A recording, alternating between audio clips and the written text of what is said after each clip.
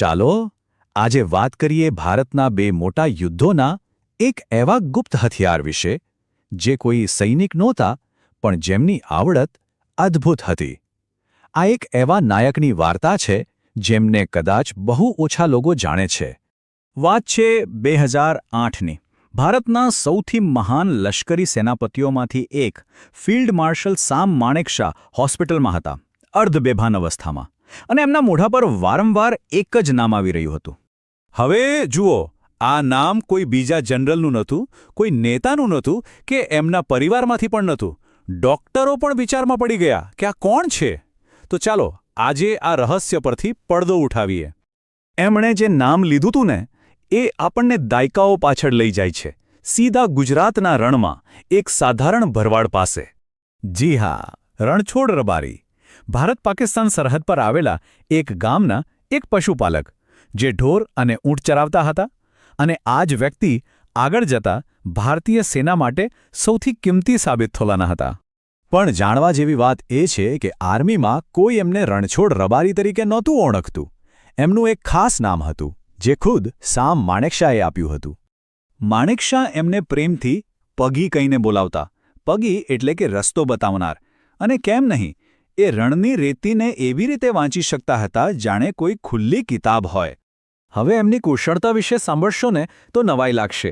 એ ફક્ત પગના નિશાન જોઈને કહી દેતા કે કેટલા દુશ્મનો આવ્યા છે. એટલું જ નહીં, એમનું વજન કેટલું હશે, એ લોકો ક્યારે આવ્યા હતા અને ઊંટ પણ કેટલા સવાર હતા, એ બધું જ. આ બધી જાણકારી એમને આખી જિંદગી રણમાં વિતાવીને મળી હતી. પછી આવ્યો 1965નો સમય. ભારત-પાકિસ્તાન યુદ્ધ ફાટી નીકળ્યું. અને ત્યારે કચ્છના એક મહત્વના વિસ્તાર પર પાકિસ્તાની સેનાએ કબજો કરી લીધો. બસ અહીં જ પગીની અસલી કસોટી થવાની હતી. પરિસ્થિતિ ગંભીર હતી. 10,000 ભારતીય સૈનિકોને 3 દિવસમાં છારકોટ પહોંચાડવાના હતા, પણ રસ્તો જ નહોતો. ત્યારે આર્મીએ 58 વર્ષના પગીની મદદ લીધી, અને પરિણામ, પગી એમને એવા રસ્તેથી લઈ ગયા કે આપણી સેના નક્કી કરેલા સમય કરતાં 12 કલાક વહેલા પહોંચી ગઈ. પણ એ યુદ્ધમાં એમનું સૌથી મોટું અને આશ્ચર્યજનક કામ તો હજી બાકી હતું. એક એવો આંકડો જેણે આખા યુદ્ધનું પાસું પલટી નાખ્યું. હા, આ સાચું છે. એક પણ આધુનિક ટેકનોલોજી વગર, ફક્ત પગલાંના નિશાનના આધારે પગી એ 1200 પાકિસ્તાની સૈનિકોને શોધી કાઢ્યા જે રણમાં છુપાયા હતા. અને આ જ માહિતીના કારણે એ મોરચે ભારતને એક મોટી જીત મળી. 6 વર્ષ વીતી ગયા. 1971નો યુદ્ધ શરૂ થયું અને પગી ફરી એકવાર સેનાની મદદ માટે હાજર હતા. આ વખતે એમણે દારૂગોળો પહોંચાડવાના રસ્તા સુરક્ષિત કર્યા અને સેનાને પાકિસ્તાનના પાલીનગર શહેર પર કબજો કરવામાં મદદ કરી. ખબર છે, એમની આ બહાદુરી એકલી નહોતી. એ યુદ્ધમાં સામાન્ય નાગરિકોએ પણ ગજબની હિંમત બતાવી હતી. જેમ કે ભુજની 300 બહાદુર મહિલાઓ, જેમણે ફક્ત 72 કલાકમાં બોમ્બમારો થયેલો આખો એરફોર્સ રનવે ફરીથી બનાવી દીધો હતો. યુદ્ધ પછી પગીના કામથી પ્રભાવિત થઈને સામ માણેકશાએ એક અનોખો આદેશ આપ્યો. જરા વિચારો, એક સામાન્ય ભરવાડને લેવા માટે એમના ગામમાં હેલિકોપ્ટર મોકલવામાં આવ્યું.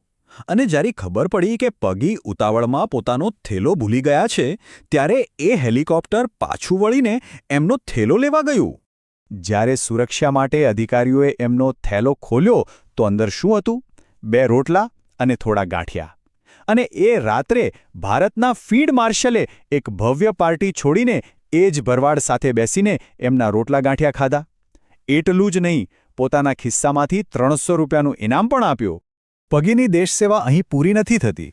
એ સતત સ્કાઉટ તરીકે સેનાની મદદ કરતા રહ્યા. અને એમણે નિવૃત્તિ ક્યારે લીધી ખબર છે? 2009માં, પૂરા 108 વર્ષની ઉંમરે. એમની આ અદ્ભુત અને નિસ્વાર્થ સેવા માટે એમને સંગ્રામ મેડલ, સમર સેવા સ્ટાર અને પોલીસ મેડલ જેવા ઘણા મોટા સન્માન પણ મળ્યા. પણ કદાચ સૌથી મોટું સન્માન તો એ હતું જે ભારતના ઇતિહાસમાં પહેલીવાર થયું. સેનાએ ગુજરાત બોર્ડર પરની એક આખી ચોકીનું નામ એક સામાન્ય નાગરિકના નામ પર રાખી દીધું, રણછોડદાસ પોસ્ટ. આજે પણ એમની વાર્તા લોકગીતોમાં ગવાય છે. રણછોડ પગી ખરેખર એક અસાધારણ જીવન જીવ્યા. 5 દાયકા સુધી દેશની સેવા કરી અને 112 વર્ષનું લાંબુ આયુષ્ય ભોગવ્યું. એમનું જીવન કોઈ દંતકથાથી ઓછું નથી. આખી વાત આપણને એક સવાલ પર લાવીને મૂકી દે છે. આપણે ઇતિહાસમાં હંમેશા મોટા મોટા જનરલો અને એમની રણનીતિઓને યાદ રાખીએ છીએ, પણ આવા કેટલાય વિજયો એવા અદૃશ્ય નાયકોની અનોખી આવડત પર ટકેલા હોય છે